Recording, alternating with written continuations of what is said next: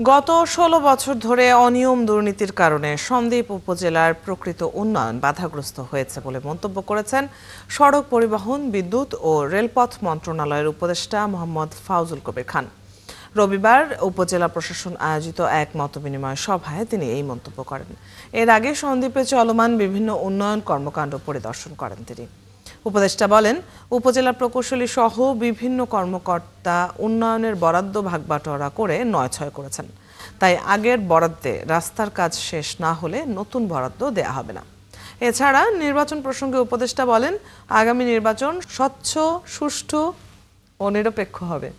এই নির্বাচনে সন্দ্বীপের উন্নয়নের জন্য যোগ্য, তরুণ ও সৎ ব্যক্তিকেই নির্বাচিত করার আহ্বান জানান তিনি। মতবিনিময় সভায় সড়ক, বিদ্যুৎ ও নৌপরিবহন মন্ত্রণালয়ের বিভিন্ন উচ্চপদস্থ কর্মকর্তা ছাড়াও উপস্থিত ছিলেন চট্টগ্রাম জেলা পুলিশ সুপার, সন্দ্বীপ উপজেলা নির্বাহী কর্মকর্তা।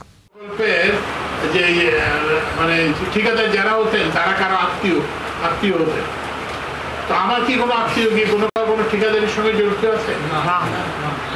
কোনো বিদ্যুতের খুঁটি দেওয়ার সঙ্গে জড়িত আছে?